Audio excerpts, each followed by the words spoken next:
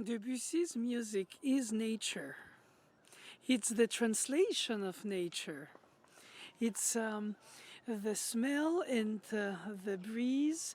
You feel it in the arpeggios, you feel it in the resonances. Every chord is resonating until combined with another, and of course, restated right away as an echo cell. And at the same time, when I walk in nature and I hear nature, I also smell nature. And he writes titles like Cloche à travers le jardin for the image, a title that speaks of other than just visual effects. The hearing of a bell in distance from a garden that has, in fact, so much imagination for Debussy to bring to us through the music. I find it fascinating because you can use it as a tool to create an atmosphere as well as a very important statement. I find that the statement quality of Debussy's music is unbelievable.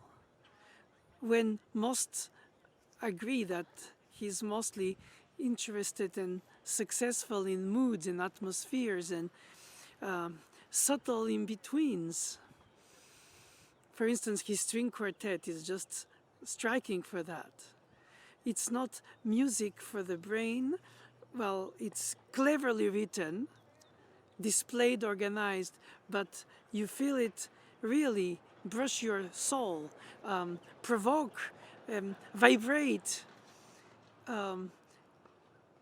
I recall not long time ago being on a jury of a competition for only 21st century repertoire. And of course, the modern music is more and more even disturbing since it researches on quarter tones, prepared pianos, all kinds of techniques of music instrumentally for the piano. And then, since he died in September of 1918, the competition's rules allowed for Debussy's music to be played if a student competitor, sorry, they're not students there. It's an international competition after all in France, in Orléans. And I was thinking how incredibly refreshing when, among these very complex and tough listening, not to mention playing contemporary pieces they performed on the, we had the scores given to the jury. Thankfully, we could follow something, even if it's not obvious to follow something that is so weird going on in a terms of very personal language of a composer. But then Debussy, when it's played in the midst of a repertoire like this, it appeared refreshingly modern. It refreshingly always inspired by the way of the unexpected. It's rambunctious, is thought-provoking, it's uncompleted. It seems like you listen to a human thought that can be interrupted by distraction, and in the middle of it something very deep while something very vain is going around. So it's like being inside a person's thought process, and not an artistic point of view that is placed with a beautiful rhetoric that is there to do a speech, a poem. It seems like the narration is there only for the musicals aspect of it, but in fact is talking. It's thoughts talking thoughts. I find that fascinating, that it can be so modern in the middle of the most contemporary pieces, so intemporal. In fact, there's no time for Debussy's music. The parallel chords, the whole tone scale, the elimination of the leading tone, it's beyond modal. It's something so personal to him that once you get accustomed to listen to his music, And God forbid he also doesn't have only the same style, he evolves a lot. Um, there is something that is thought-provoking when you listen to his music. Let's play. And when you play his music and you try to figure out the pattern, especially with the echo cells, well, that's what they call the immediate restatements. Once in a master class, I decided to present to the students an opening page of a Debussy piece where I took off all the restatements. Would they be 3, 4 beats immediately restated, sort of like a term of endearment, like I love you, I really love you? Or is it more like a distracted person who is so distracted by the beauty of nature that their thoughts repeat in their mind but not completed? That kind of modernity. And you take off the repeated cell of or restated cell, nothing is left. It sounds like an empty tire without air, to my analogy. It appears that there is no repeat sign, so it's not like you need to do or not the repeat, like in any piece that has a double bar. But in this case, all the repeat is in the thought developmental process. Debussy doesn't use variations. He just uses very short embryos of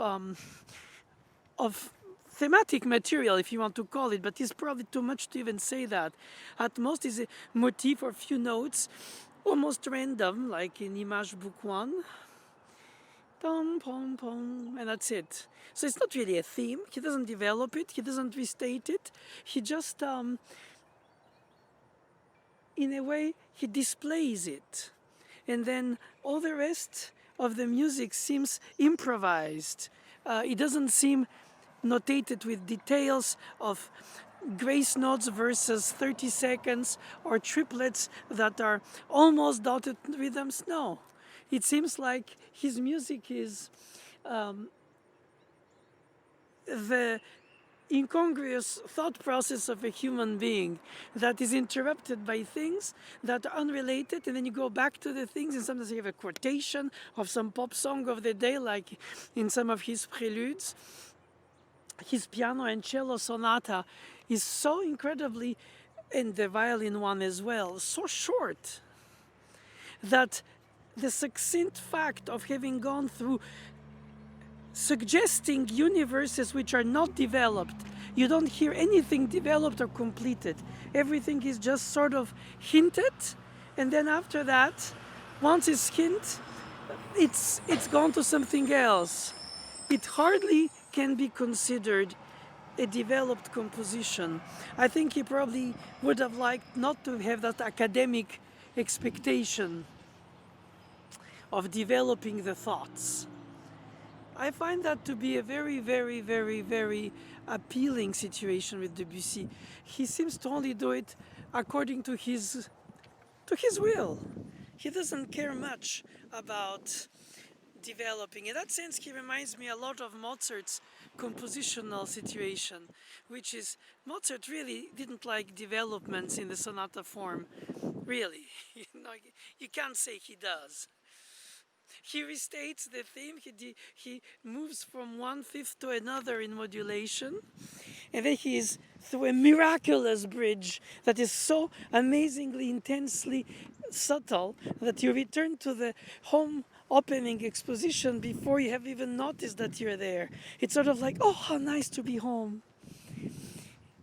But I haven't gone anywhere, because Beethoven does know how to develop. Oh my God, if he could write crossword puzzles, he would have done that too, because he loves chopping the theme, the thematic material, transforming it, basically like a dog. And I'm sorry for this, in ahead of saying it, I'm sorry for this analogy, like a dog eating the bone to its end.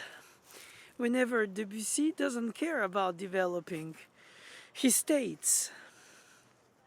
And often his statements, for instance, in art songs, of course they're stating texts, so you cannot say it's only the music itself, it's the music serving the words. But when he plays in chamber music, you realize that very often the two parts complete but don't really complement.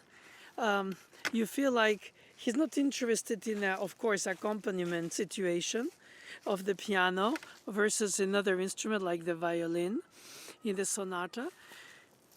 It's like the piano has a statement in the opening of it, which is a reversed plagal cadence because he starts on the tonic, then he plays the triad in a root position also of the subdominant in major. And then the violin is entering with the hemiola, playing minor arpeggios, minor triad arpeggios. And every time there is an expectation to reach somewhere, he has this tiny interruption. And then you go into a refreshing chord, like perhaps a flower that you smelled while you're walking in the park, and then something else goes on, and then the piece is finished, or the movement is finished. And you feel like, okay, it's fragmented. How will I connect them? If I contrast them too much for each of their atmospheric peculiarities, then I lose the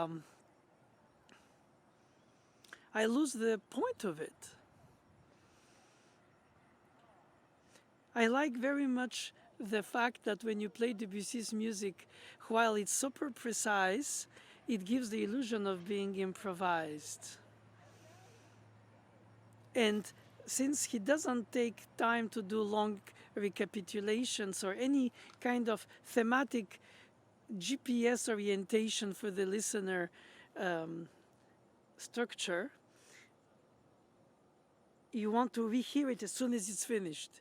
So much has been hinted, so much wasn't developed, so much was not completed, but so much is intriguingly interesting.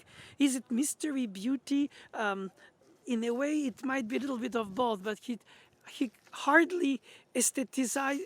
He's hardly in the aesthetics. He's into the almost epidermic effect. All of a sudden, you have a goosebumps because you heard this harmonization. It's all sensorial. And paradoxically, he manages to make statements, not just moods. No wonder he liked so much Satie. Satie, that was an interesting, difficult pronunciation for me. Erik Satie's was music considered as background music by Satie himself, musique d'ameublement, as he called it, like furniture music. And Debussy orchestrated his first gymnopédie. And he has this delicious harp arpeggio in the opening where the piano part in the version for piano by Satie has just a bass and a chord. And I think that little subtle, more than orchestration, rewriting in that case, it's not just colorizing it with the orchestra timbres, which basically any orchestra version of a piano piece is. He takes liberties and God forbid, Satie in his piano music never uses arpeggios, or very rarely. I mean, he does, but they're very slow displayed, like in one of the D minor Gnossiennes, la, la, do, si, la, sol, fa, mi, mi, si, do. And you have in the left hand the arpeggios slowly rising and driving. I speak about plucked chords, yes, but not arpeggiated chords. In the sense of modern arpeggiation, not Baroque. Perhaps you could something like a harp. All of this impressionism, symbolism, I think, is to do with harp in the turn of the 20th century, and the organ combined. The resonance of the organ, undecaying sound, and the lightness, almost disturbing superficiality of the harp sound that is so intense at the plucking and so losing quickly its focus at the resonance of the string while the string still vibrates if the fingers of the harpist don't stop it because there's no dampers for essence on the harp. So the harp does have a later decay, but the harmonics are very diluted. Whenever in the organ the sound is very sharp and precise. So if you can have a combination for the plucking of the harp and the resonance of the organ, which would be the pedal on the piano, especially modern piano, perhaps modern piano over enhances all these effects by making it capable of lasting longer and resonating longer. Of course, the only way that the modern piano sounds less thick in texture is to voice the chords, bring out the middle note or bring out the top note, highlight it like a shadow and light of a building lit at night. And you see mostly the contours rather than the essence of the building, which daylight you see very clearly. So it seems to me like the pedal in Debussy is, for the pianists, the most important tool to resonate, to be somewhere between a harp and an organ in a sort of a mysterious crossover of the way you plug the sound and, or you project the sound, or obviously with the hammer you hit the sound of the strings, and the strings vibrate yeah, they vibrate. Well, of course, the lower keys for the larger strings vibrate longer. And then you have some delicious combinations of resonances. That's really nice, actually, because no two pianos are alike in Debussy performance. It's so sensitive in his writing to the different combinations of sounds. And you don't get this objective factual sound like you could get in the Beethoven early Haydn style sonata. Mi, re, mi, fa, mi, re, sol, 3, 4, fa, mi, fa, sol, fa, mi, do. You don't have that kind of statement in Debussy. You have some kind of a mood setting, and then you have some mysterious group of notes, like in the Sphinx movement of the Schumann Carnival, just mysterious few notes dropped here and there, pom, pom, pom, pom, pom. And then the rest is inconsequential thematically, but mood setting provocative elements that of course bring you to daydream. That's like the basic obvious fact.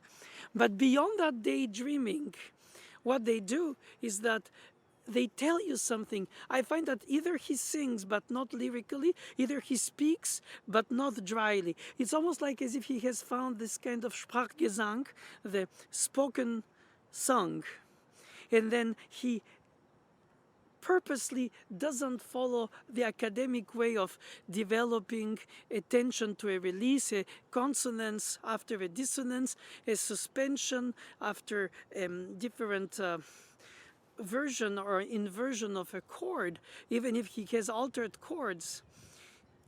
It seems like he uses the effects that exist only to construct an fully untold story that you have to make up while you play for the audience to feel. So of course, if you overstay the welcome of the chords, you have some resonances that can become very confusing, and then at some point you'll say, okay, it lacks clarity, it has to be less long pedals but short pedals. People talk about quarter pedals, half pedals.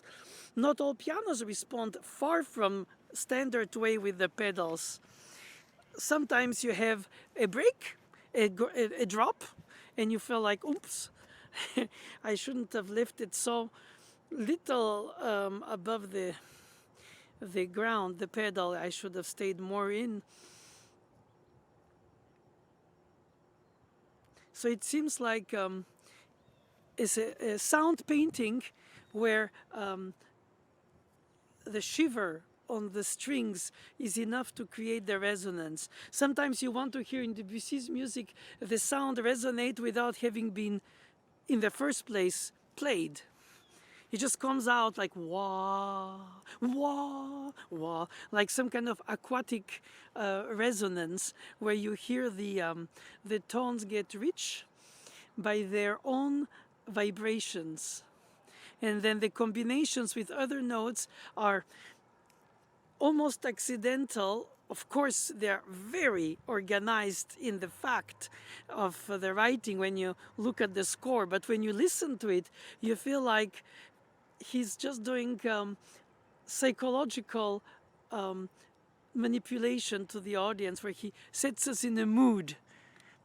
And then once we're in this mood, we almost so as a listener, we get so overtaken by that, that when he suggests a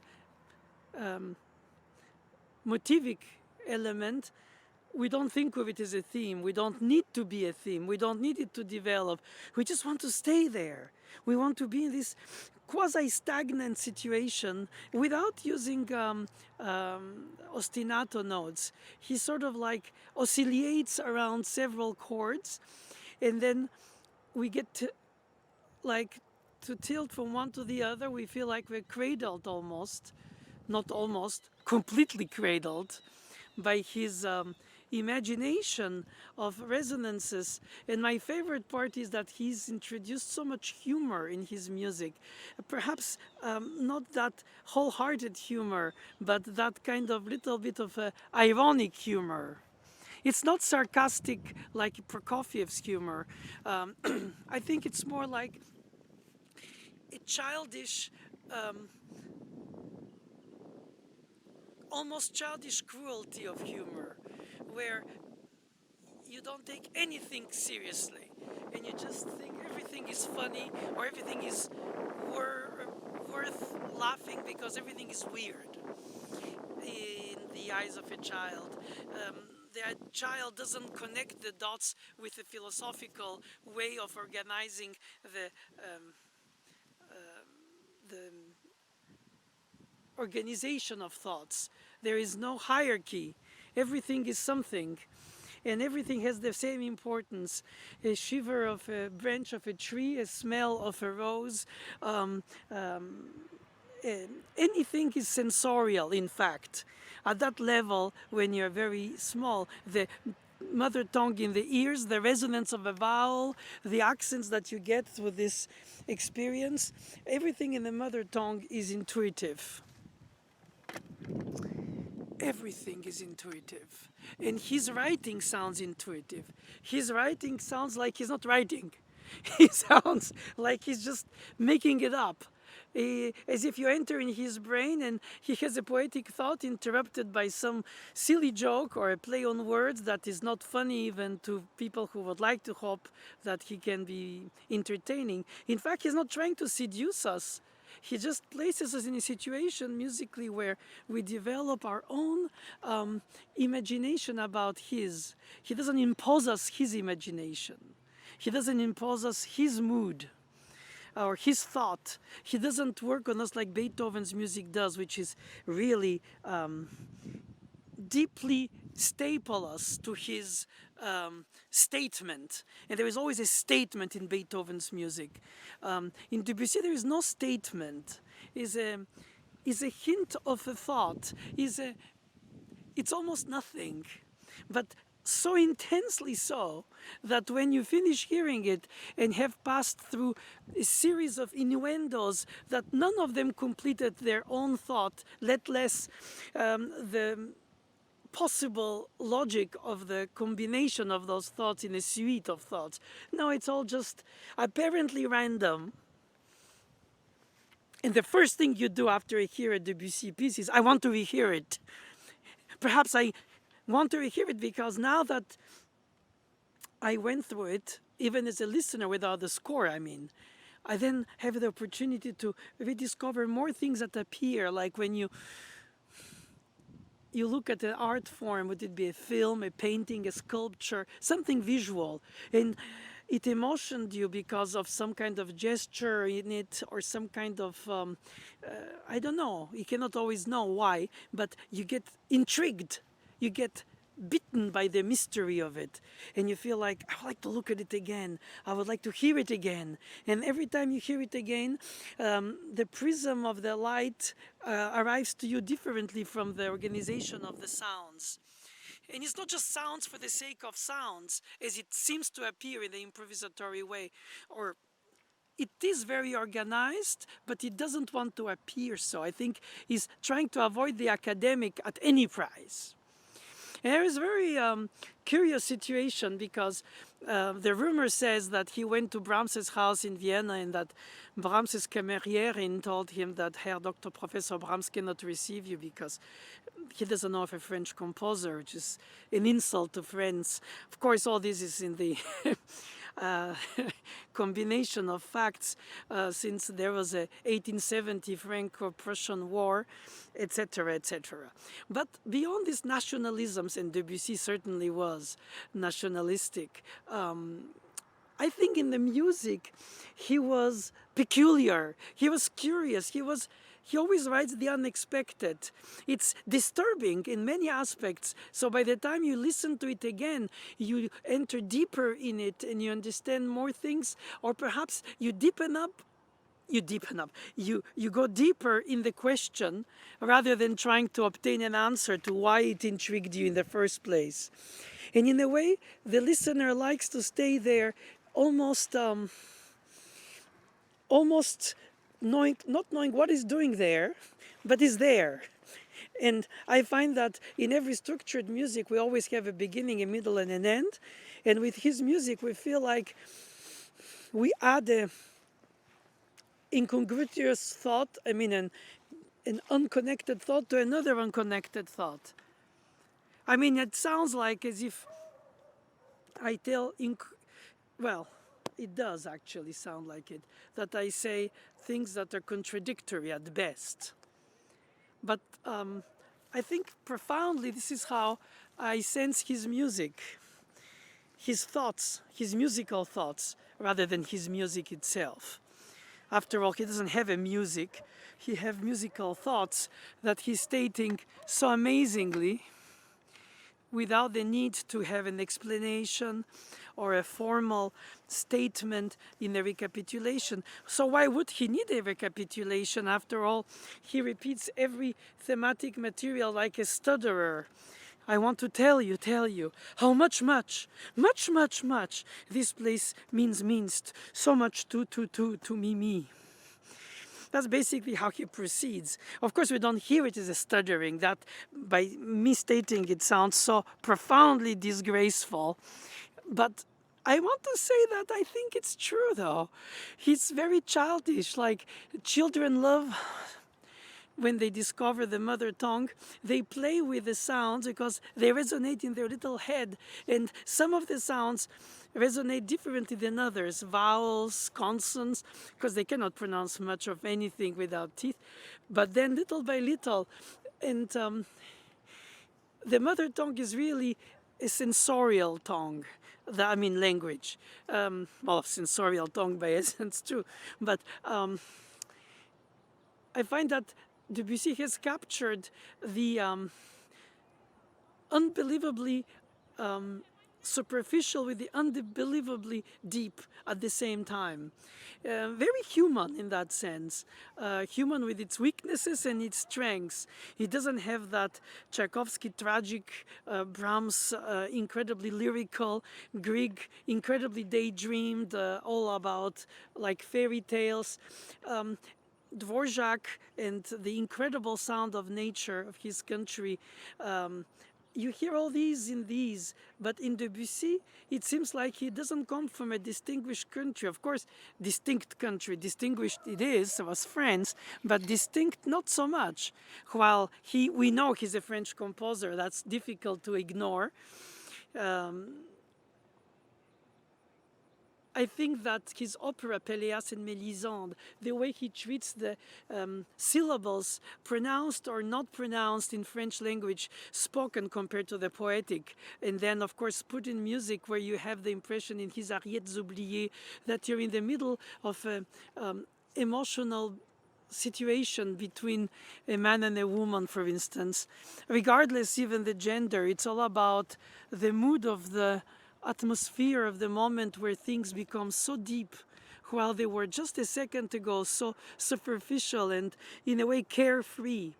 So Debussy sounds carefree when he is very his musical thoughts are really, really incredibly deep, but they're never pedantically deep. He never imposes them in an organized way where you think, okay, this follows that, that precedes this, and then I get to that point because that and this. And of course, you can say, of course, preludes, preludes, preludes, but no fugues. It seems like he was not at all interested in developing a fugal piece. His his polyphony is not exactly in the Gregorian chant style, walking through different steps and then organizing contrary motions and then playing on common tones. I think he uses harmonic chordal progressions solely for the sensorial feeling that it brings. It's kind of, is it cold or warm, chillier or cooler or burning? The trill in the opening of L'Île Joyeuse is just so shivering and so exciting and so appealing to the excitement of going to the island, as in the painting by Watteau that is associated to for his inspiration. Embarquement pour Cythère. But, well, even if you don't know that, and many pianists don't know about that, and they just play the piece for what is on the score.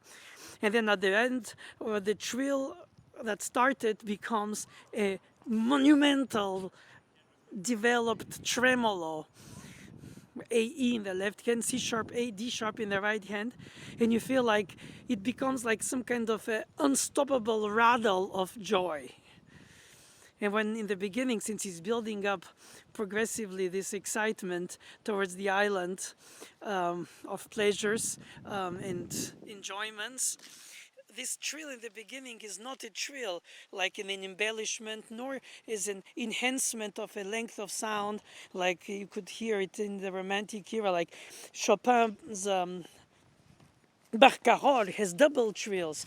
Beethoven's 109 sonatas variations has trills in both hands at the same time.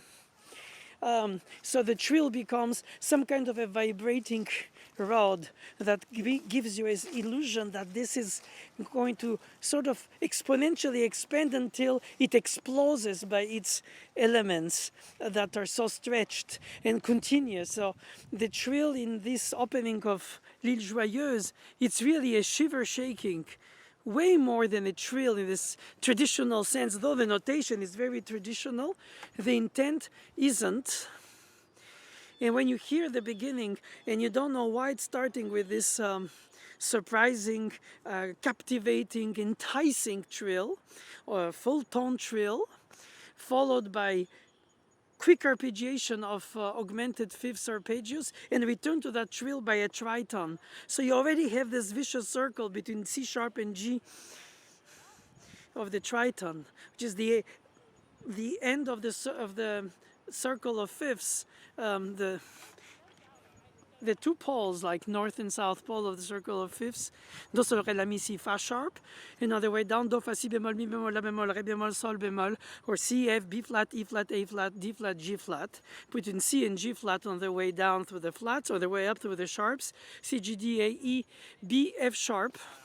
So F sharp, G flat in harmonically, but in his writing, the idea is that he starts with that middle C sharp or D flat, who knows how it's spelled when we don't know any harmonization, there is none provided, it's just the trill, a given pitch. And then it reaches GG from C sharp on both ends, I mean, exponentially expands so quickly and restarts. And he has this crescendo piano. They are not avoided dynamic build-up of avoided climax. They are more like orchestral fragmentation of the elements. You hear the woodwinds, and then you have a stroke of strings, and the woodwinds continue as if they were not interrupted, but they were interrupted by the stroke of the bow of the strings. So that on the piano, to obtain this effect, you have, of course, to imagine the orchestration that could be suggestive in the very writing. But more than colorization through orchestration timbres, what the piano brings to you is the dynamic of the projection of the sound. I always find orchestrations to be as exciting as they should be, as what's the word? Is over colorizing. It's like over voiced on the piano, over explicit by the colorization, but at the same time so incredibly appealing, and it's soothing to the soul. If you see all these colors, all of a sudden everything is more vibrant. But sometimes the black and white of a photography brings more depth in the meaning. You see the gaze better than in a colorized version, where you see the gaze of the person portrait, but you see it also through all the different shadow and lights in the black and white, and through all the distractions of the color picture that inevitably are there to distract you from the object of the portrait. And I find that Debussy is constantly playing with us with a thematic material that is so clear to him, even if hinted, because he doesn't think he wants to make it heavy, so that intellectually the person who hears it doesn't feel like there is a thought process. He was probably trying to do everything he can to erase the tracks of any hint of a thought process. It's almost as if he wants to be this kind of wandering child that walks around with the sensorial combinations of sounds that become his signature. And you cannot imagine a theme and variations by Debussy no more than a fugue after his preludes. It's just a succession of incredible moments of unstarted and unfinished moods. And then how does he connect them as this invisible thread? Yeah, this invisible thread, I think, is very important. What makes it happen? The anticipation for the next section, because as a performer you have to anticipate. Or is it that you, while you purposely know where you're going, since you learned the piece as a performer, you let yourself at some level, like actors replaying for many evenings in a row the same theater play that they have to suffer or die at. They of course act, therefore it's all faked, but every time they do perform, you feel like it's the only time, and you believe that they really do what the character is supposed to do. And they are the character of the hero of the story. They're not faking it. Of course they are, but we want to have this rupture of disbelief and think, okay, they really existed, but in fact they make us believe that they existed. They're only characters on paper and the texts, and they incarnate the character, they bring it to life, they make it real. And I find Debussy's music the same way. It's all daydreamed hints, and all of a sudden is real as real can get. And you feel like, in fact, he has been with me all the time, Monsieur Debussy. I just didn't know that I'm carrying in me a little bit of Debussy after I hear Debussy. It's not like I can quote the whole piece, and some of his works are more difficult to remember in a sort of popular ear. He's certainly not a pop singer-composer, folkloric neither. He's sort of like enticer of moods on a harp piano with organ resonance. When the cathedral imaginarily raises from the water in his prelude, you really sense it more than you see it, or you can see it in your mind, of course, regardless what you see. But the fact that it can trigger so many other senses through the ears. Of course, you hear it, but then you imagine something, so you visualize it. Then you almost can smell the garden's roses, or you can enter in the midst of some shiver mystery when he has these little tremolos on the strings. In fact, everything he writes is sensorial, profoundly sensorial. And he manages to be elegant in not making it a heavy statement, but the statement is there. It's just that it's not heavy. It's not in the sense of heavy. It's not imposed, organized. It's more like as if you realize that it's incredibly well constructed, but the thread is invisible. It just magically appears and vanishes. It's so ephemerally beautiful that you want to go back to it, which is probably why you want to listen to it again and again and again.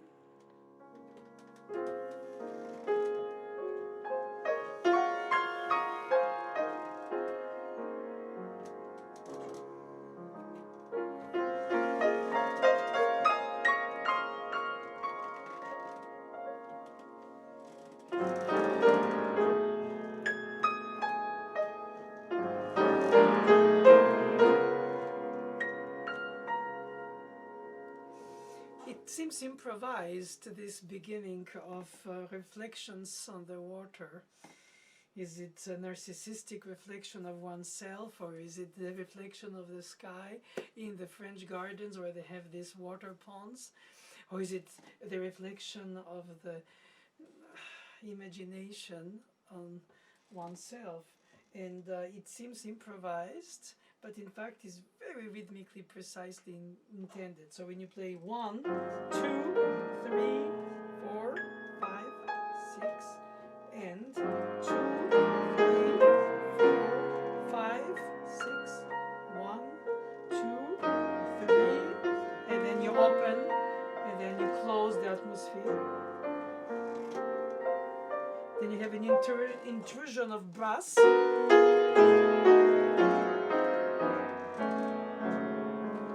And then perhaps an entrance of the harp.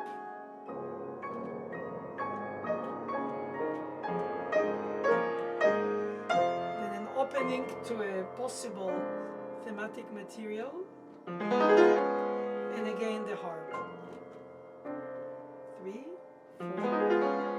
So it's made to appear like it's improvised and coming in an expected or unexpected suite of thoughts. And that's the beauty of it. It's organized, but it sounds like it's inspired by this on the spot. The perfume, the smell, the gaze, all your senses are ready to respond through music to translate them. For instance, in the opening, you have those chords. He doesn't say anything in the notation if you're supposed to bring out the top part of the chords. Ré, la, mi. But you could. Now, question is how much? Then you direct the attention of the listener instead of letting it just... And then you have this 3 sounds, la, fa, mi, which appear at the end of the movement.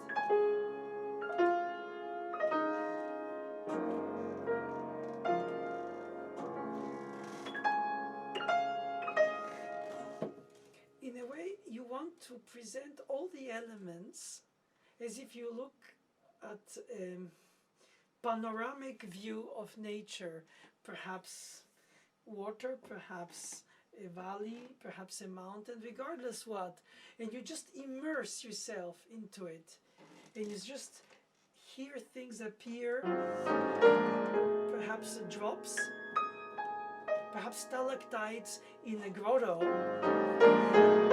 that drip and drip, or perhaps a little bit of fog and something very present.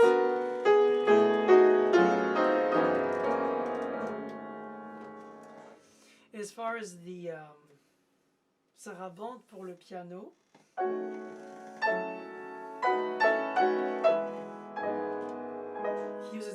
chordal situation where the melodic line all in one, the chorale.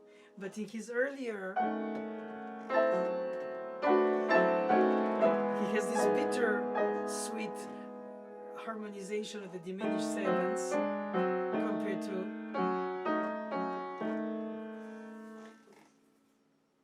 but the melody is the same. Or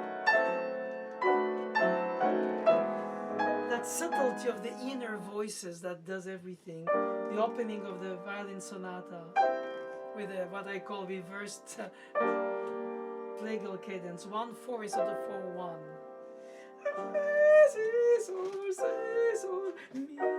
Si do ré mi si do la la, si sol si ré sol do do, do ré mi fa do ré, so sol la do ré fa sol, la fa mi ré, la fa mi ré, la fa mi ré, la fa mi ré, do fa do mi si do fa sharp, la do ré fa si do ré do sol fa. Is it a bird? Is it a violin? Is it a song? Is it a scream of nature, of birds, of I think it's extremely filled with undetermined noises of nature that in way are determined by your playing. So if you highlight this in the chords of the opening, or this, or perhaps nothing, and you just install this background of this soundscape with those two chords, and the violin enters with hesitant triads.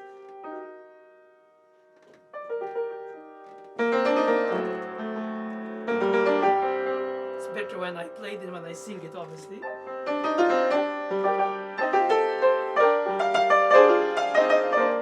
And you know, you can argue these things and say, okay, it's the music of sensitivity, it's music of hypersensitivity, it's the music of the vibrating soul, of the vibrating membrane. It's like being in the middle of all the elements, the wind, the rain, the fog, the morning raindrop. I mean, night, sunset, dusk before the sun dies or goes elsewhere, and the slow sunrise.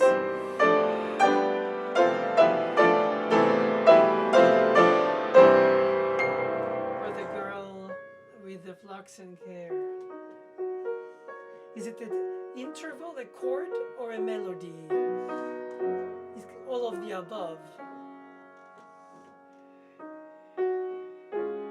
I mean, Beethoven does that with the Appassionata.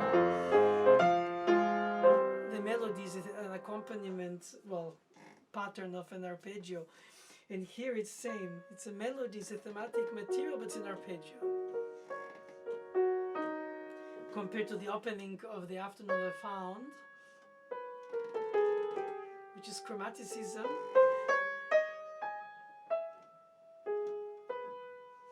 Unharmonized melody, whenever these are very harmonized melody. Or his quartet.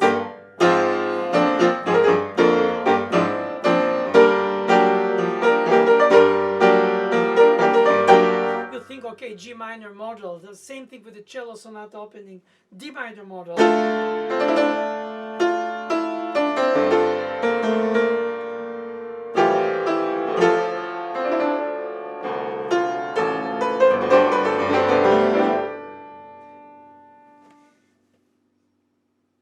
His third of the mouvement, his third piece of the Image oubliée about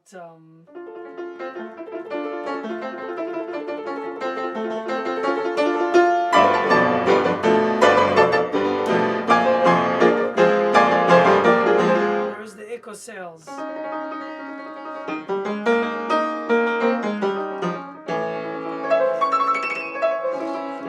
Here is the quotation of the nursery song, We Won't Go to the Woods Because It's Raining. Nous n'irons plus au bois parce qu'il pleut. And he uses it also in Jardin sous la pluie.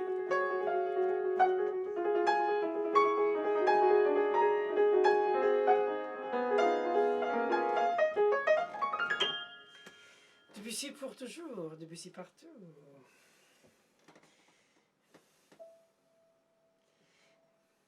Every time you start a note in Debussy, when it's soft, you want to start it without to hear the articulation of the note. It just has to appear as a resonance. Almost supernatural the way it appears. It captures your, and then it evaporates.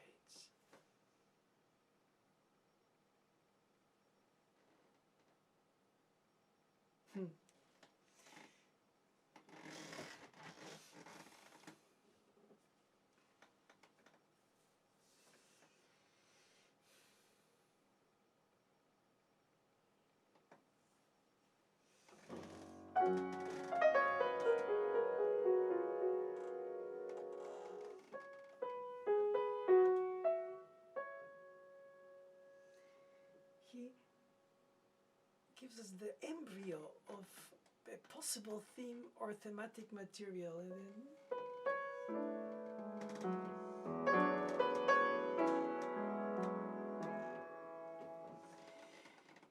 I think I was in the wrong key.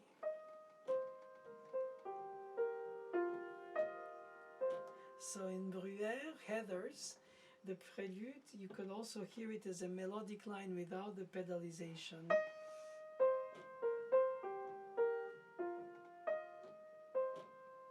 He knows how to be a lone melody compared to the melody dans la grotte from the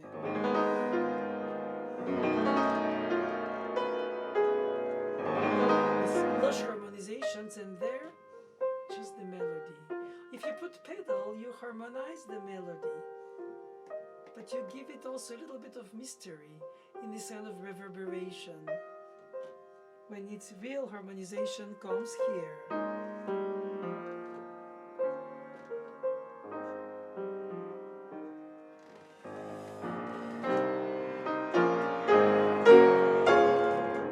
Again, crescendo, drop. And this crescendo reaches its peak.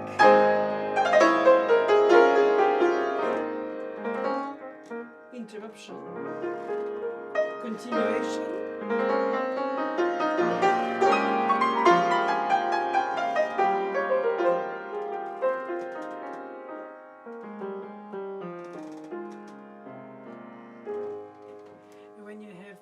That are so incredibly driven by the emotional build-up of excitement, that flaring trill.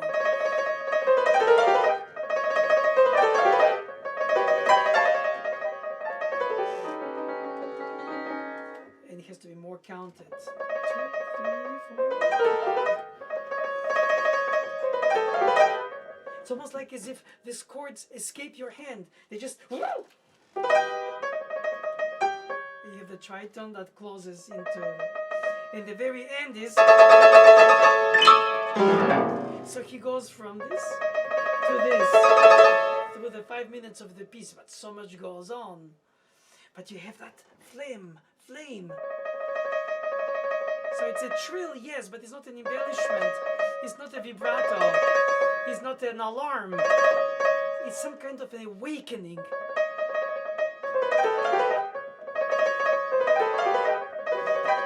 Have the guitar.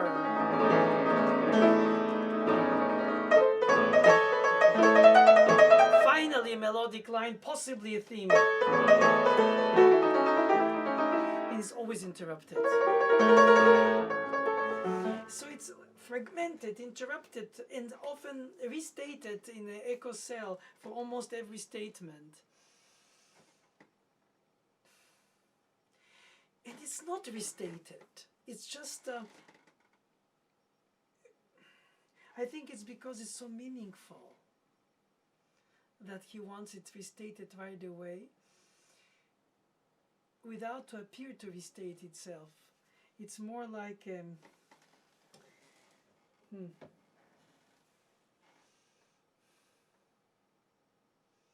you take off most of the things, nothing is left. If you have without the echo cell, and then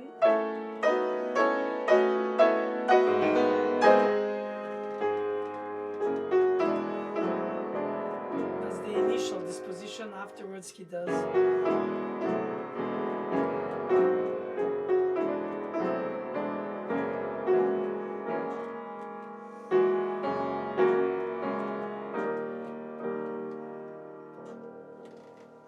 Or in the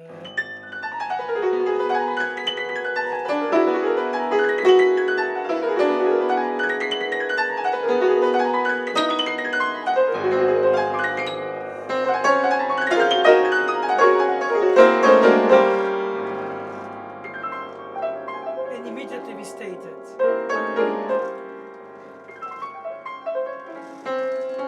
Single line of the three notes, and again we state it. So if you take off that, there's nothing left. In fact, instead of developing, instead of making a variation, instead of making an organizational exponential expansion, he restates while the music in fact settles in us in order to go to the next step. It's almost like as if he's pouring on our soul some kind of liquor that bedazzles us, and then we try to grasp, and then we continue in the next sensorial experience, one after the other. Well, that's what I think it is, but it's difficult to formulate, and perhaps a vain attempt of mine. It has to be lived. It has to be felt. It has to be epidermically felt, like a cold, warm, or kind of a atmospheric situation for sure. In Hommage à Rameau, he uses this eco-cell system that I spoke to you about.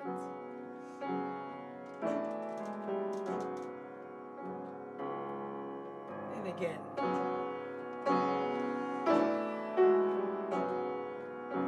Modulating a third above.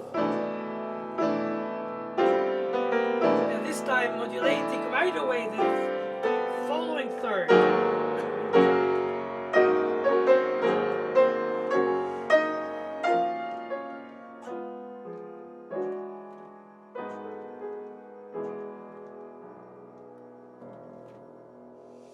This processional, slow but very noble pace, while filled with harmonic indulgence.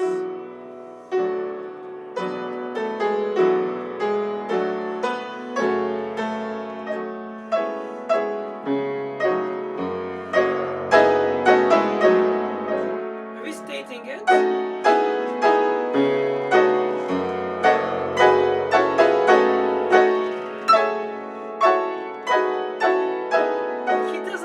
In the writing, you're supposed to voice the top. Or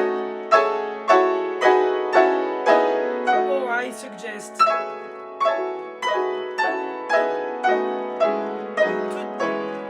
voice the top.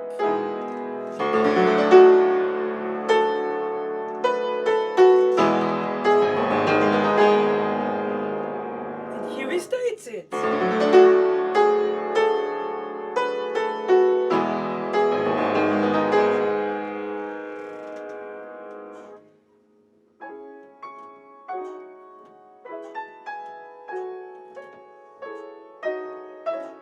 Restate.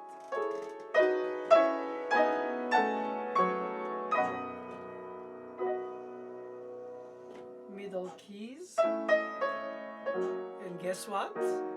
Restate.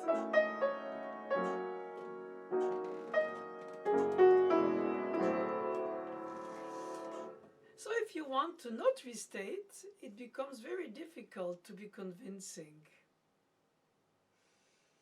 Perhaps one has to accept that and not fight it. For instance, in Mouvement, we have 4 of them. We could do 1. Indirectly, it's also restated.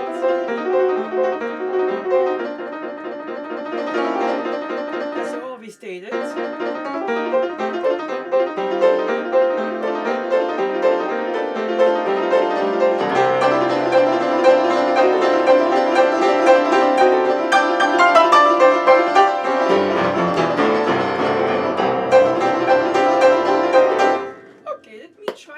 This movement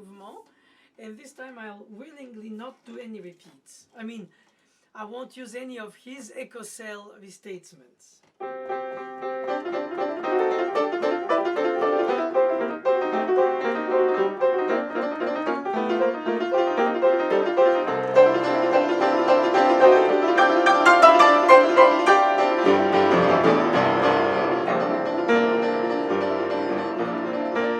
Oops, I just did one, but I avoided all the others.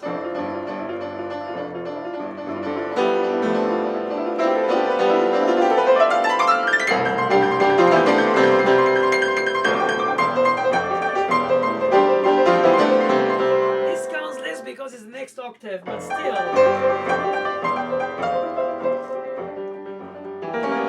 See, in fact, it's very destabilizing not to play them because there's so much part of integrated, part of the blood flow, of the veins, of the very structure.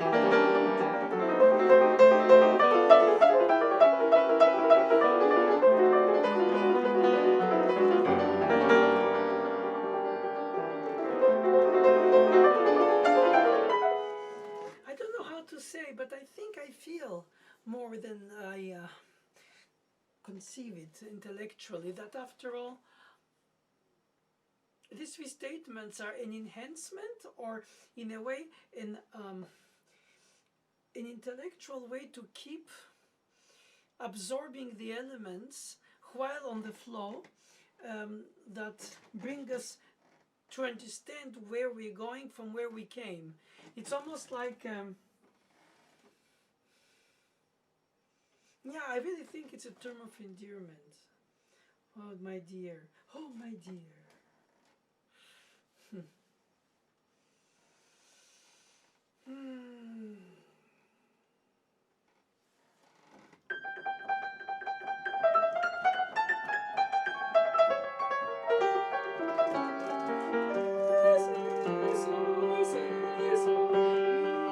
Si, do, ré, mi bémol, si bémol, do, la, la.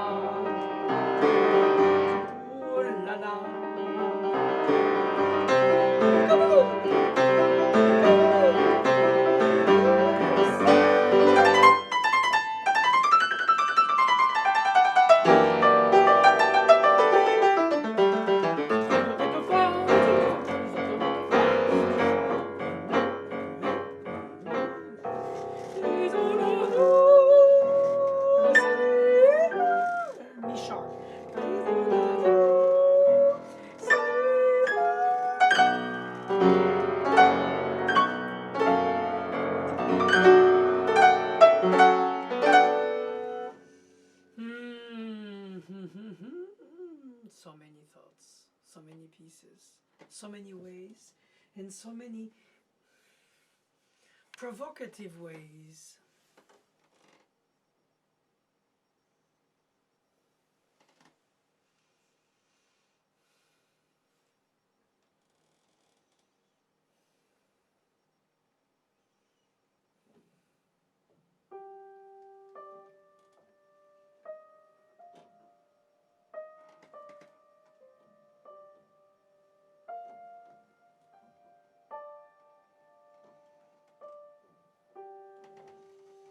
It's so easy to try to imitate his style and so difficult to really do.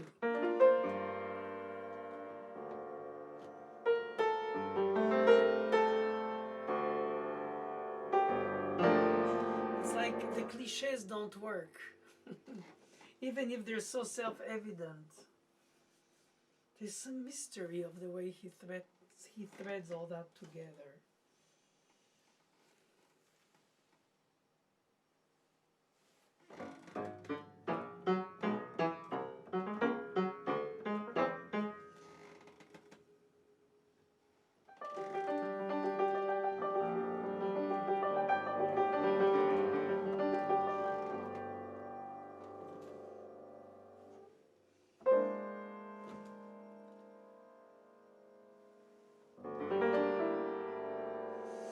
Then he wrote this most beautiful choir SATB piece.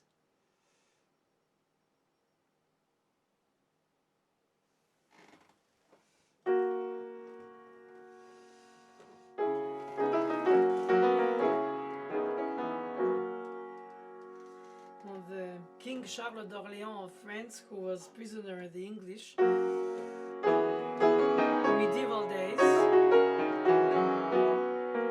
and who longs for friends whom he longs for like for a lover.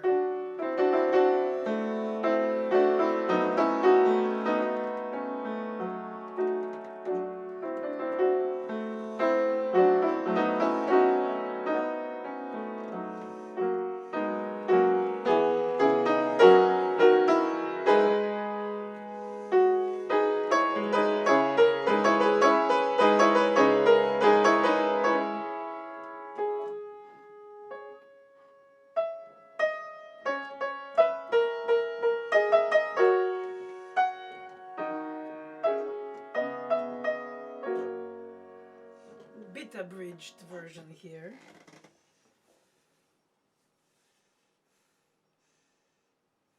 No matter what he writes, it's always surprising, thought-provoking.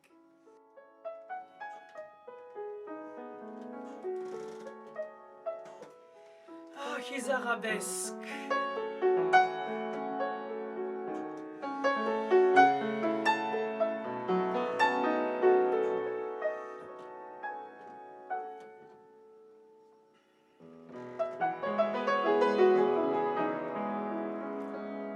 What is very striking is that in his Clair de Lune, the moonlight, all in thirds. And towards the end of Brahms's life, in the same years of the 1890s, the last series of piano pieces by Brahms starts with these dropping thirds. Okay, they're distantly cousined with Debussy, obviously not even, but almost. There's some kinship between this music letting itself just appear for what it is without to try to be formally justified.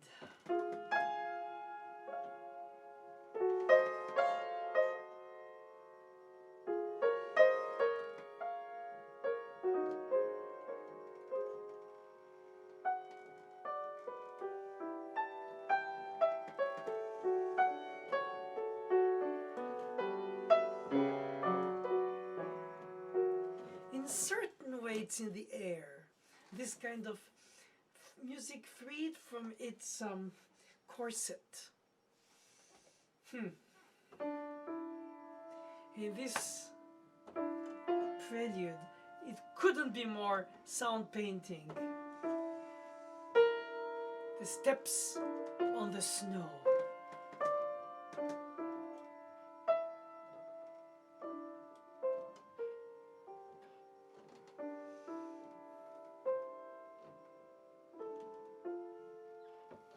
So minimal.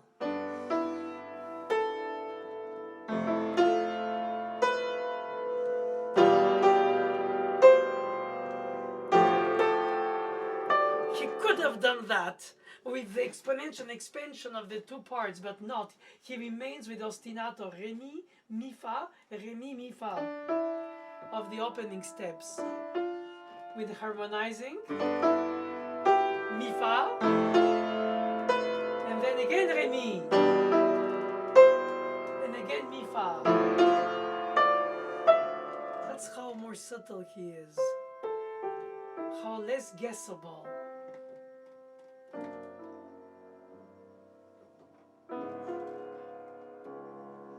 And a restatement.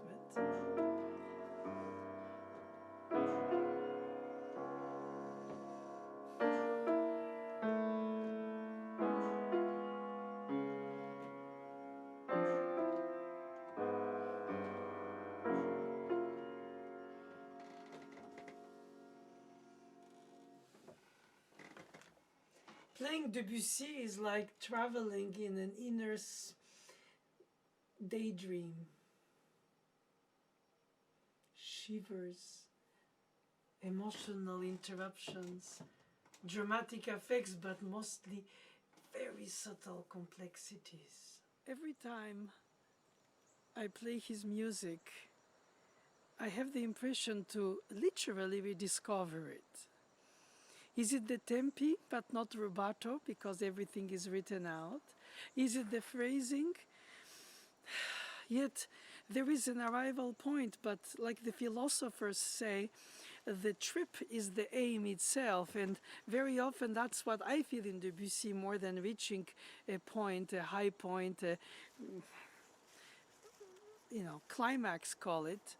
It's the way to bring me to it, and then this way to resonate the chords rather than to pluck them, especially when they're in a low register, and listen to the resonance slowly decaying before to go to the next chord. This sense of ecstatic observation of things like nature or moods, just being in it and creating it within few very brief notes, like in his art songs. It's just an amazing atmosphere that is so incredibly universal, not so locked on the French style or the French musical expression that can be spread around with a Fauré and Ravel in lineage. It's more like as if he's breaking the lineage, a bit like Beethoven for the Viennese school. I think that Debussy broke the lineage in the French academic school, especially the opera lineage with Massenet and with all these, in fact, to him, for his time, very conservative people, to say the least. And of course, he had, according to what I know from my teacher who knew him well, and my teacher's sister who knew him well, and writings between them, that he could be very, let's say, iconoclastic, like he won the Rome Prize but didn't want to stay in the Villa Medici where everybody was so happy to be inspired by Rome and the antiquity, and all that goes with the price, and of course on top of it, it's fully paid and you had commissions and you become famous. In other words, he refused that, mostly for personal reasons, according to Mademoiselle Boulanger, of his affections, let's say, put it this way, in Paris. But still, I think what is interesting is that his approach to music was probably the same approach he had to life, which was to constantly be an element that disturbed the status quo. And it must have been not easy, but at the same time, he had this capacity to reinvent himself. And that is, I think, very rare. Probably that's why the only composer for whom Stravinsky composed a piece and for whom Stravinsky had respect, which is not little to say since he had respect for nobody really, it was Debussy, for whom he wrote the Symphonie pour instrument avant, the woodwind, actually brass as well, of course, the wind symphonies dédiées à Debussy. He didn't dedicate to Ravel, he didn't dedicate to, I don't know, Bizet, etc. Obviously, not to Bizet. I couldn't see Stravinsky dedicating to Bizet. But let's put it this way. I saw a picture where Brahms met Strauss, and I would say, oh, that's an improbable meeting of two musical worlds. Would it be the same city? So I doubt that Debussy and Bizet would, but who knows, perhaps they did. Anyway, the aesthetics is one thing, the life is another. And when Lily Boulanger, my teacher's sister, died in March of 1918, Debussy wrote a letter of condolences to Nadia, her older sister. And that was only a few months before he himself died in September of 1918.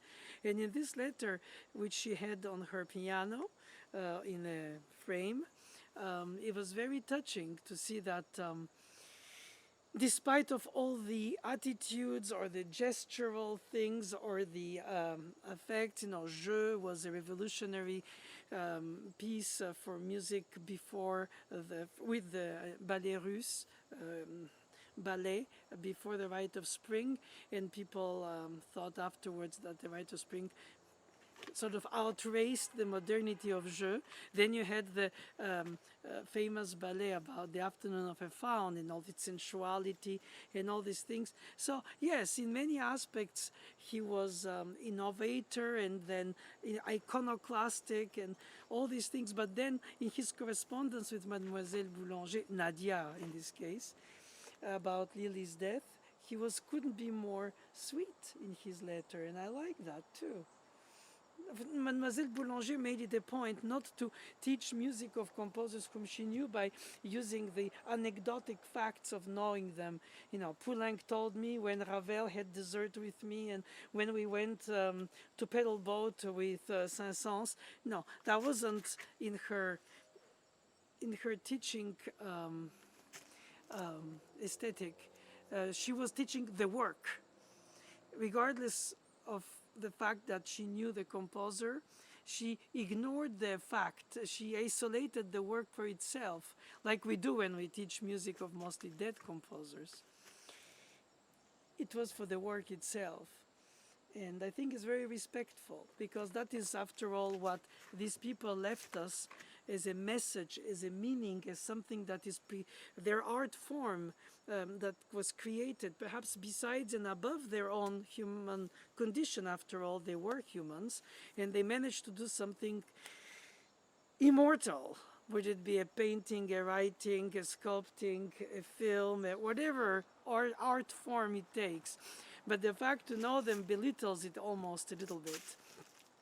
If you use that to connect it to them by saying, oh, they were just like their music. For some it was, and I can even testify too for some that I knew in person, not them obviously, but for some it's not. For some it's not their music in themselves. So it's a good thing to not constantly try to... It's tempting though, but I found that this discipline that Mademoiselle Boulanger brought upon herself helped us a lot be free with the analytical understanding, not criticism, but to understand outside of the box how the piece goes, and not be embarrassed to talk about the piece because we knew that our teacher knew the composer.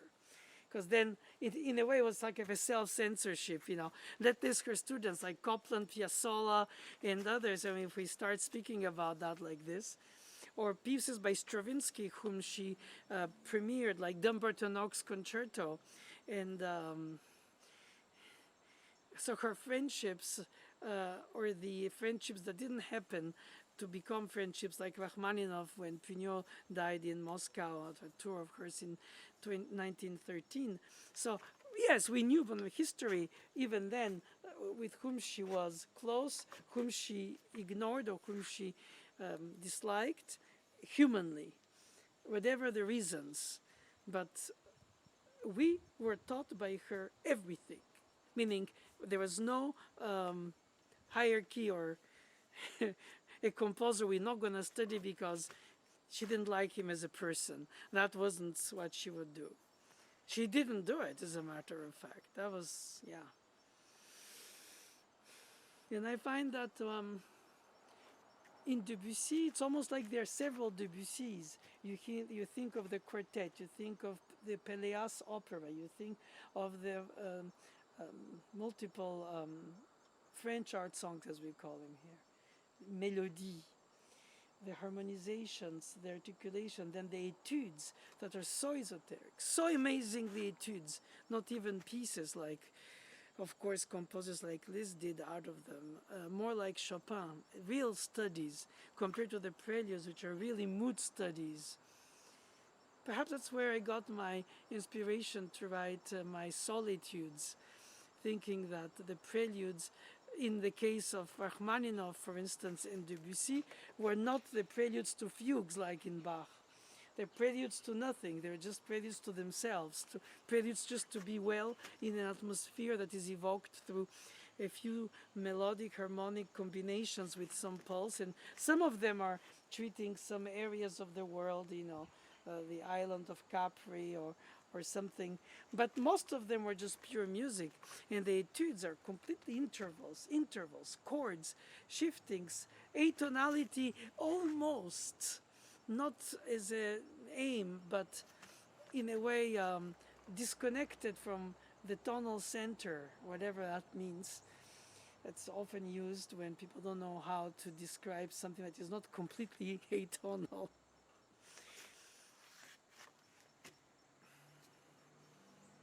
Claude Achille. There isn't a moment, I don't think, about Debussy as well, for the fact that he didn't he didn't give in. He just held up to himself in terms of his aesthetic, his writing, his music, his language.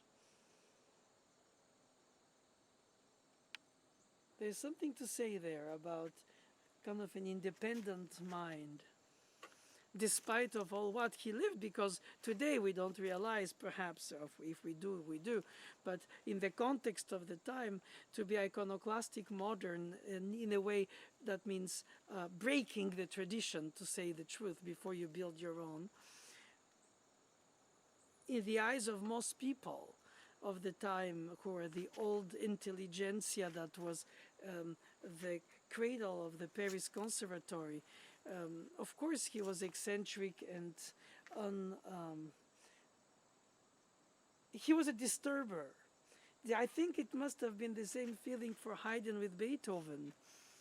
This rambunctious student, or this rambunctious composer, who cannot find in the inherited language that was offered to him in the tradition of the place, like Vienna for Beethoven or Paris for Debussy, and they didn't satisfy themselves, or couldn't satisfy themselves, to express whatever was boiling inside them, to come out other than their own way. And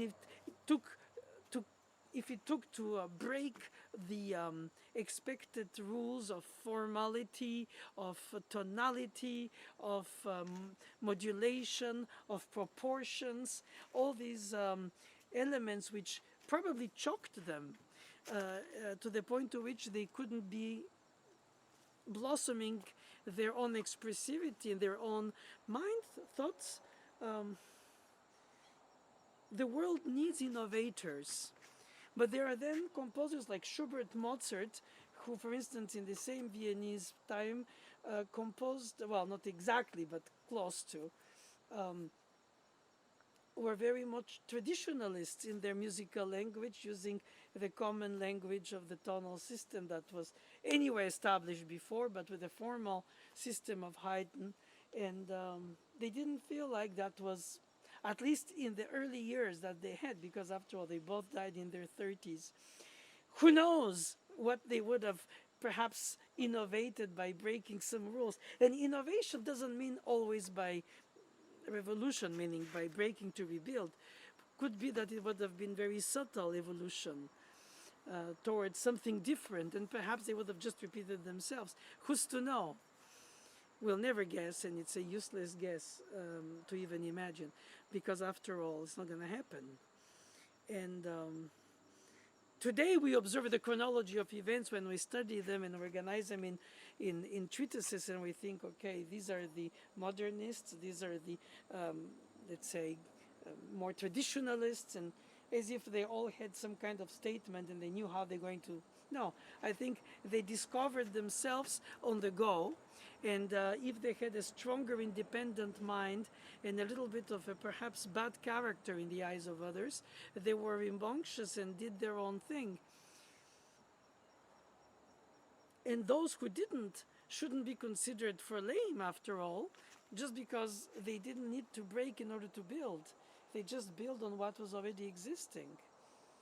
They just added their incredible personal melodic line or creativity. You would never confuse it with another composer, but you wouldn't say, wow, there is a rupture there.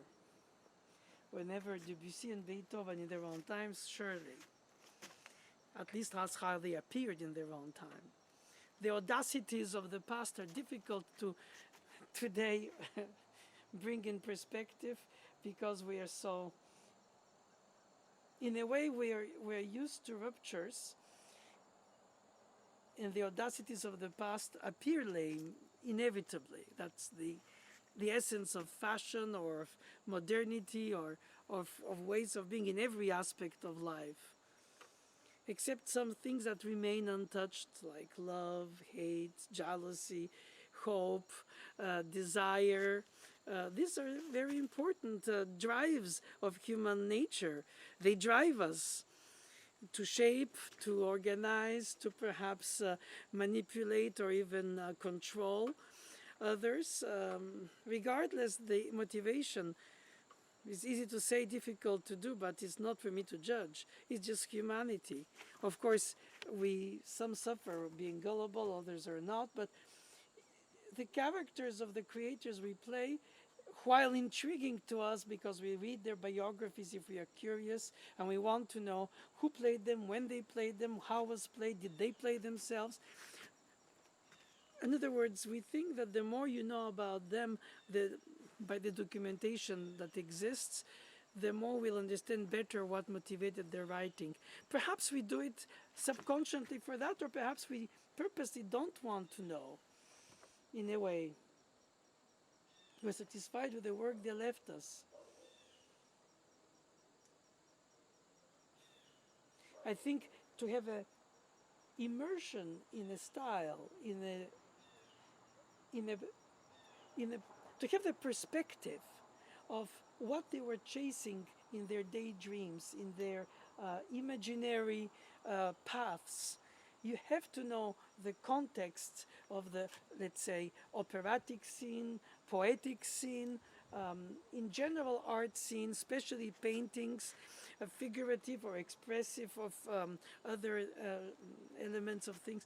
In other words, also the history itself. You know, who invaded who, what created this, and what resulted from this invasion, like Chopin, for instance, by Napoleon sending French students to teach Polish on his way when he passed into Russia. And that's how Chopin's father met Chopin's mother. So, yes, you can learn these things, you can think of them. They're causes for some consequences, but ultimately, nothing explains the piece and why it makes us either enthused or deeply shaken, or even some kind of distant, how would I call that? Some kind of distant vibration.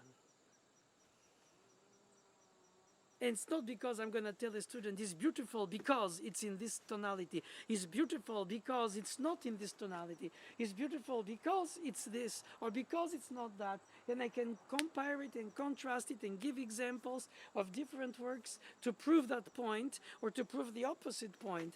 But at the end of the day, the student loves it or doesn't love it, understands it or doesn't understand it, but mostly is attracted to play the piece. Then you have to help him bring it to what you think is its truth, even if it's not singular truth, because they're possibly plural truths. But you don't teach the student how to like the piece, you teach the student how to play the piece he likes or she. And then if you feel or think or sense that they don't understand very well the aesthetics of how to make a difference in a recital where they would play different time periods of this period, then you have to give them a sound frame in which they imaginarily build up these imaginary worlds that are evoked in the piece. And not gimmicks, you know, more pedal for blurry, less pedal for clarity, because you can do quarter and half pedals and you can have some things overlapping and some things more dry. There isn't a single way to teach the same piece to different people. That doesn't exist. You have to be, at least that's what I think, and that's what I try to do earnestly, and it takes a lot of energy to immerse yourself in the student's expectation of the piece, or for them in the piece. and you try to be some kind of a hyphen between the teacher, the composer, or some kind of lawyer on behalf of the estate of the composer's musical ideology, and you bring them a certain sense of depth of understanding, but then they have to deal with it. And so you'd give them the practical facts as well as some of the, well, some of the ways you think the piece fits in its own way within a certain aesthetic world. They might reject it, and they might say, yeah, but I don't like it like that because I heard such and such do differently, and such doesn't explain why. Fine. They don't give conferences, they perform. And if they do, then it's a master class or some kind of a you know, written text that is read. But then it's no more pianists, it's literally scholars expressing themselves into the depth of their own scholarship and their own depth of their understanding of the piece. So it's like the erudition doesn't replace the virtuosity. The virtuosity is not opposed to erudition. You can be erudite and virtuoso. You can be knowledgeable, and at the same time, you have to play the piece without to speak. You can speak to present it. You can speak to teach it. You can speak to write and organize your thoughts and say, we'll extract the essence of this piece compared to this and that.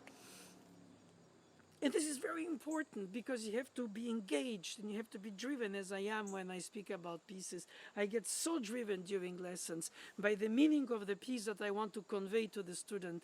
Not because they don't feel it, but because I want to make sure they understand my point of view. And I still say, but you not have to do what I say. This is what I came to understand of the piece. When I was your age, I also thought perhaps this or that, but I got with age to the point to which this and that. And now with experience, I can tell you that a slow tempo shouldn't be that slow because it slows down. The rubato has to be implemented, but only in places where you can return to the tempo unnoticed if you had left it. So these kind of things are combinations of intentions and experience. And you know where it works better than where it doesn't. So you have some kind of experience of the path through the piece's path, through life's path with the piece. And then they are in their first meeting with the piece. So if you pre-chew them all the work and you spoon-feed them everything, then it's not going to be natural for them to just recite what you understand in the piece. Besides, they already do that with a score anyway and their own edition. And then, of course, their own liking of famous pianists who don't teach and who are famous. And so inevitably there is a mix between the pianist you admire, the pianist you study with, the editions and the different versions, and then you have YouTube where you have so many different interpretations to hear, to the point to which you lose the sense of, is there a truth? Of course there isn't. But can you find in some of them a cohesion between their intent and their realization? Oh yes. People don't like Gould or find him too much or not enough, but he has established a whole microcosm of it's Gould land. You cannot escape his logic and his intention. He plays profoundly intelligently.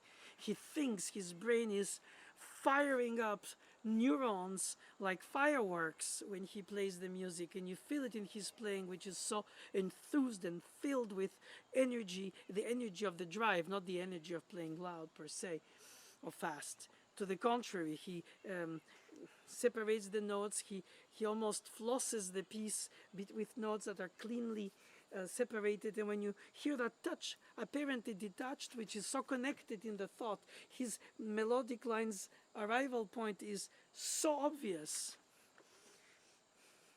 that even if he doesn't play legato towards it, you realize that he's going there. It's like a magnet towards the arrival point.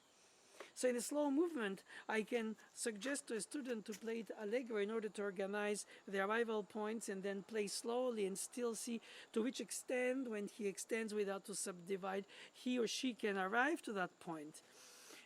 But in a slower tempo with a sense of natural behavior within the values, would they be 8th notes or 16th notes, that are subdivided much slowly.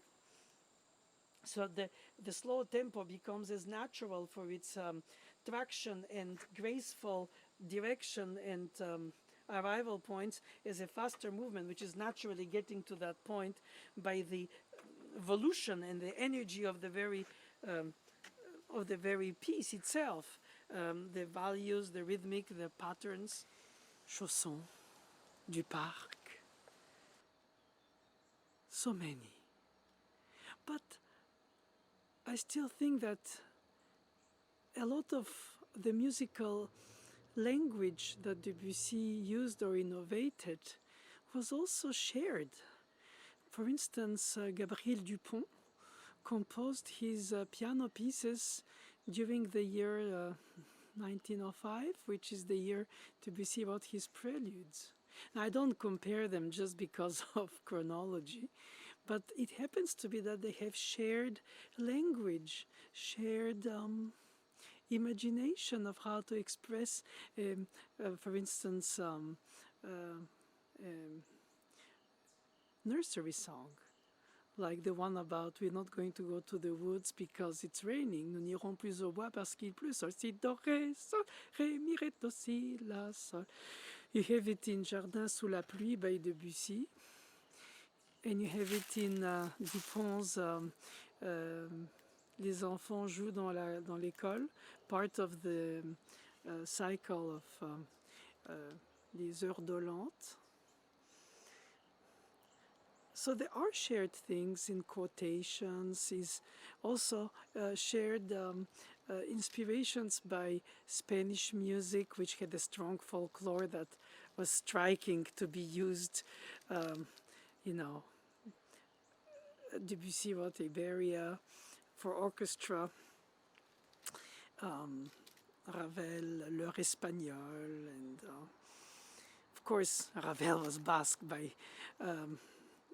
lineage, but just saying that I think we should also take in account the fact that while Debussy was a peculiar, unique, and very innovative case of music, he was certainly not a traditionalist. That's acquired to be acknowledged already then, in fact. But I still think that we have this capacity to think about the fact that he didn't appear as a lone ranger in the middle of it. Somebody like Lily Boulanger uses a lot of chordal progressions in her choir, Le Soleil. You have these triads that you can hear in the rise of the Cathédrale Engloutie by Debussy. So these kind of borrowings are probably from a commonwealth, not per se because it's a stealing or an appropriation or a non-quotation or a non-signed quotation. I find that it's in fact very interesting to observe little aspects of details that can matter. For instance, performers of the time were very sought of for. And Vignès was, of course, the great pianist who made or unmade a reputation of a composer, unless the composer was a super pianist. And in case of Ravel, he wanted to have somebody who wouldn't, selon Ravel, well, of course, Ravel thought that interpretation is, by essence, betrayal, a treacherous thing.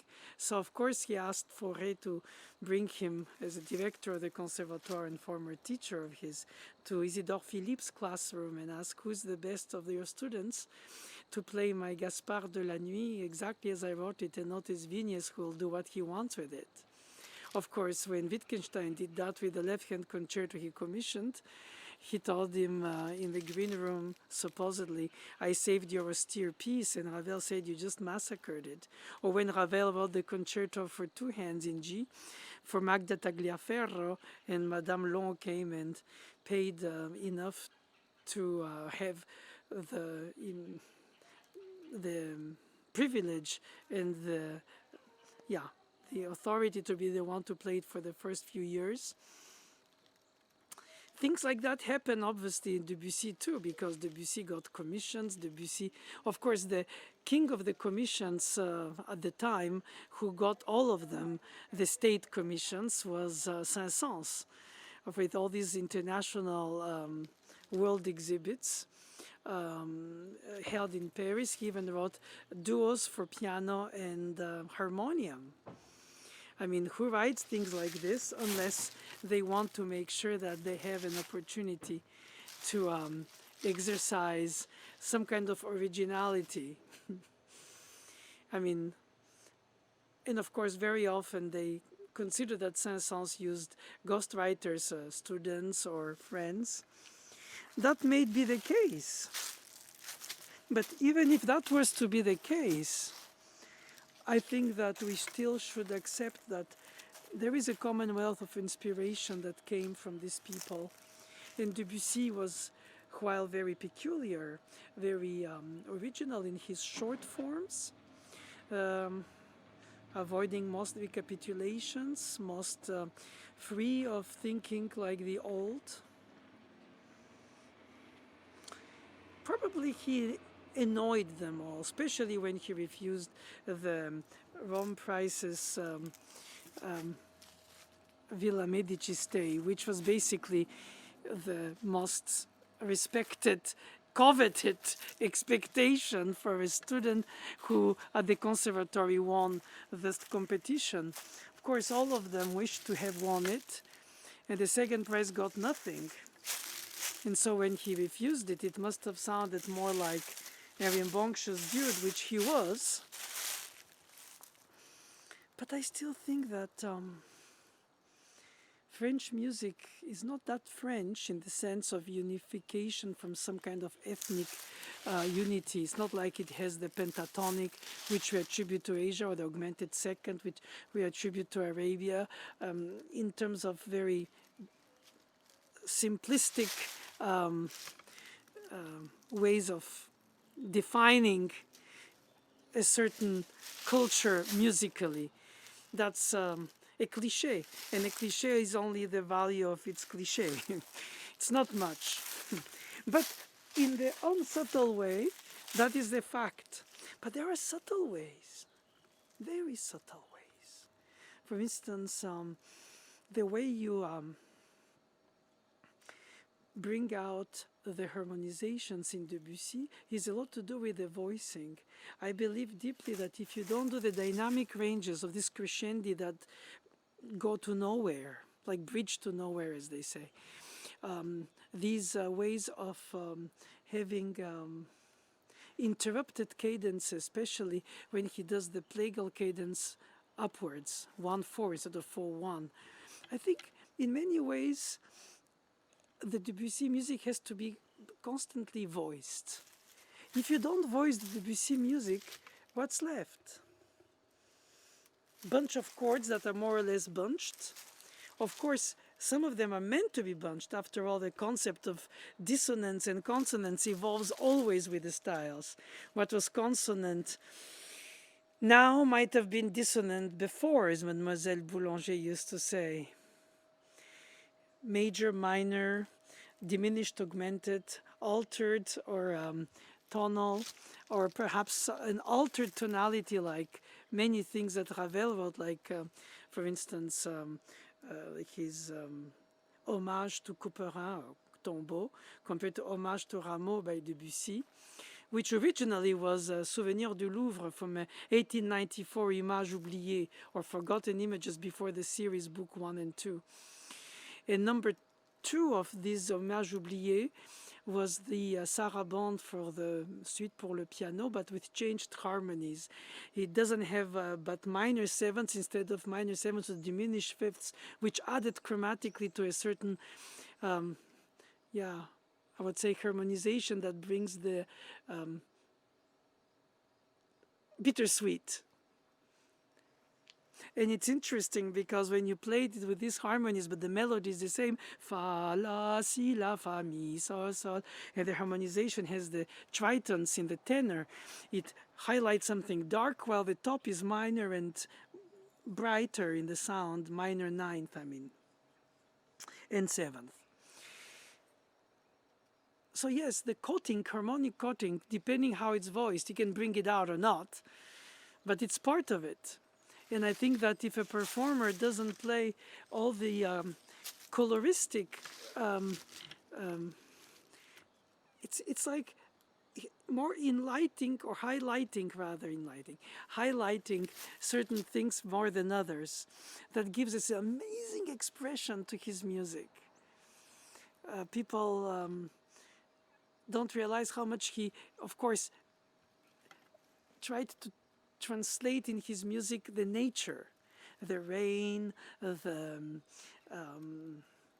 all the sounds. It's mostly because I believe Paris, for geographic standing, is a very northern city in Europe, and so during the winter, the fall and the winter, it's great. It has also the channel from England that brings a lot of dark clouds, and so it's not hospitable. With the Seine River is very humid, and when the weather clears up around spring, in, let's say, roughly between April and September, they do everything outside. No wonder the painters painted always the canoeing, the picnicking, the people enjoying living in nature, with nature, instead of refraining from being caught into it during the winter cold days, and cold and humid. I insist on humid. And so I think in a way the French composers' titles are often sort of meteorologically connected. They reflect this. Mademoiselle Boulanger's sister Lily wrote D'un matin de printemps, d'un soir triste, a spring morning, a sad evening, Hymne au soleil, the hymn to the sun. Debussy wrote, of course, a lot of these. Jardin sous la pluie, the gardens under the rain, or Dupont in his cycle writes, my sister the rain, my brother the wind. And of course you have the waves, because he was writing it on the ocean side in Arcachon, next to the Atlantic Ocean, where they had sanatoriums for people with diseases from the lungs.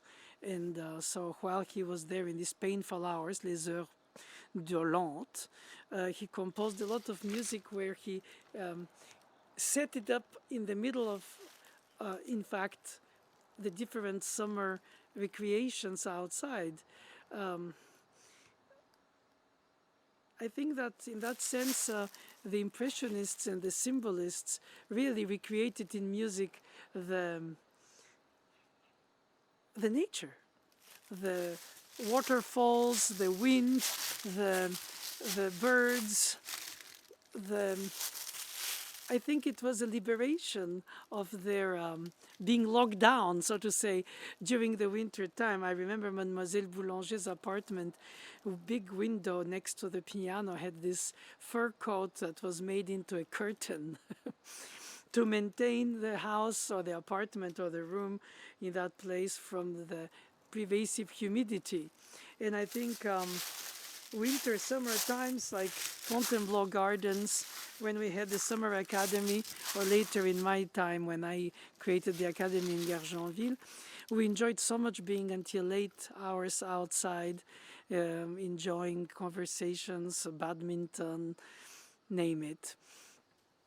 Also because of the time, of the sunlight time, it's June, July, it goes back to sleep. The sun goes to sleep around 11 p.m., perhaps 10:30, but anyway, late.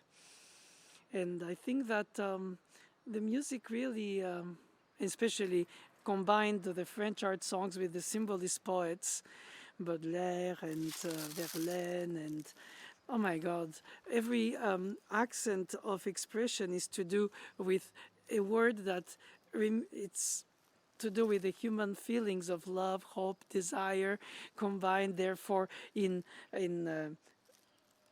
a comparison with the spring and the winter and the different seasons of life, with the different seasons, and as well as all these elements that bring to to life, music is part of the nature. And that's why I like to think when I play a Fauré Nocturne or a Debussy piece, I always start playing, and as soon as I play, the combination of the sounds transport my soul, my thoughts, my imagination in these gardens, imaginary gardens, somehow like perhaps like a bird flying from a tree to another to a, yeah. It's amazing how many things music can trigger as a thoughts, as a subconscious thoughts, as a all kinds of levels. That's something unbelievable. And so beautiful because new generations come in and they absorb it for what it means to them. It doesn't have to be what it meant to me. After all, people can enjoy Debussy and his piano playing of his music in any place in the world. It doesn't have to be in France. It doesn't stay French per se, ethnically or even geographically. It's so international. It makes us... It's also the lightness of the texture, the elegance of the statement, the idea that the texture is never heavy, and we have always the impression that the music is in constant evolution, as if the pieces don't have this kind of solid structure. They do, but it's not evident, it's not overwhelming. It's an ever-evolving element of music making.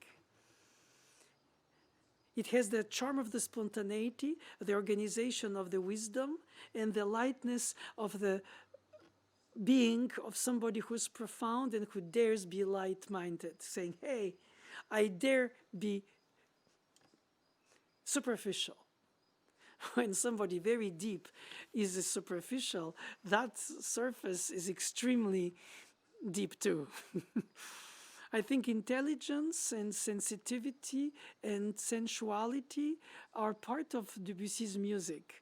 Intuitively intelligent, perhaps not per se intellectually intelligent, but also combined with a creativity that is constant in the harmonic colorization, atmospherizations, that doesn't exist as a word, but also colorizations in the sense, not like Scriabin for the synesthesia, though it's possible to combine colors to tonalities, but it's a lot about the moods more than the facts of the colors. And since the symbolist poets so much treated the experience of life on Earth to the different ways we exist on Earth in terms of our reaction to nature, sunsets, hope, sunrise, well, sunset would be probably not hope. Sunrise would be the hope.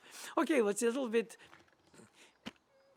cliche again, but it works. And I must say that's probably one of the great reasons for which Debussy didn't want to be considered an Impressionist composer during the Impressionist painters' time, just because it was an insult as a word which meant amateur for the painters. And he didn't want to be appearing as an amateur. He wanted to have this fluidity in the flow of the statements of music that seem to be so well done that they don't appear having been made. They just appear. That's obvious with the Afternoon of a Faun. It's like a continuous